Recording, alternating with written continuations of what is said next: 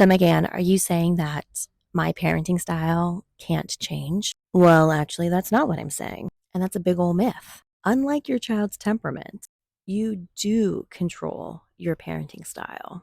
Hello, if we've never met, my name is Megan and I'm a parent coach, and I do just that. I help teach positive parenting methods so that parents can learn new tools and start to apply those tools in their everyday interactions with their children.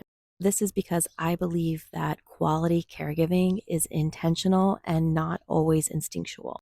And quality caregivers have a balanced toolbox. So here's the good news. If you're willing to learn and adjust your parenting style to help support your child's temperament, then you will begin to foster a secure relationship with them. No matter if your child has an easy temperament, a slow to warm temperament, or a difficult temperament. I actually think this is the only parenting style that really supports children who have difficult temperaments. That way they can thrive. So, how do you know? How do you know what the gaps are in your parenting style and where you can improve?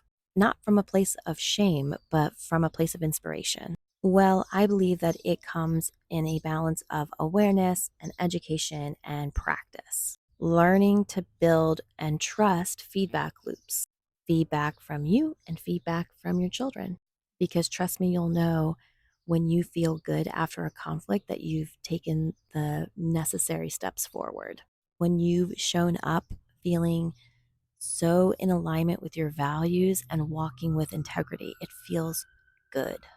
So, if your parenting toolbox is a little bit too firm and more authoritarian by nature, your strengths are boundaries and limits, rules and expectations. The trouble and the gap is that when we only are using those tools, children can begin to not feel part of it and really want to claw for their autonomy.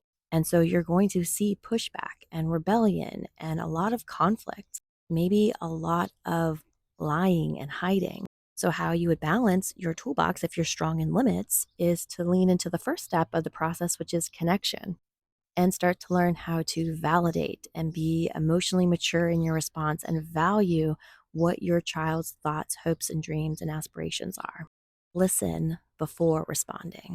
That's the hard part for parents who have a too firm parenting toolbox. The connection piece, the empathy piece, the compassion piece. It's tricky and hard. That part is not hard if you have a too kind toolbox or a more permissive toolbox where you want to be your child's friend and keep them happy and make sure that they have everything they need. Your strength is connection. And maybe the place to lean into balancing is looking into the limits that you set and, more importantly, hold. The routines, the agreements, the protocols, the structure.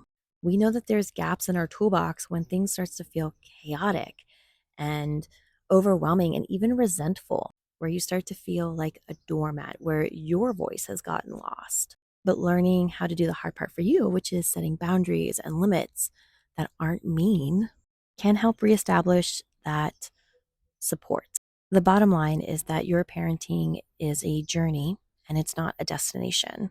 And it's normal while you're walking on the journey to start to see where there's gaps or where you need some reinforcements.